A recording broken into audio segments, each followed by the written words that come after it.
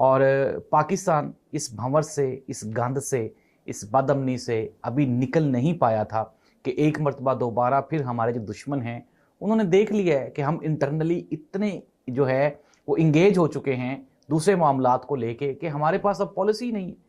جب تک تمام سیاسی قوتیں ایک جگہ پہ یکجا نہیں ہوں گی، ایک پوائنٹ پہ یکجا نہیں ہوں گی، تو پھر ایسے ہی ہوگا۔ پاکستان کی فوج، پاکستان کے ادارے، پاکستان کی سیکیورٹی فورسز کتنی کو قربانیاں دیں گے بھائی؟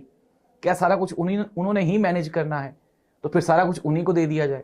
تو ناظرین اس کا جواب ہے نہیں، بالکل بھی نہیں۔ ایک خوشائن بات جو کہ کل ہوئی تھی وہ یہ ہے کہ سہیل آفریدی نے کل وہاں پہ جو شہید ایک ہمارے فوجی تھے ان کی نماز جنازہ میں شرکت کی۔ اس سے پہلے کور کمانڈر اور جو آرمی کے اعلیٰ افسران تھے انہوں نے کے پی کے کی کابینہ کو بریفنگ دی کے پی کے حالات کے بارے میں، اور اس کے بعد سہیل آفریدی اور پی ٹی آئی نے یہ اعلان کیا کہ ہم اداروں کے ساتھ دہشت گردی کے خلاف ہر محاذ پہ، ہر جگہ پہ کھڑے دکھائی دیں گے۔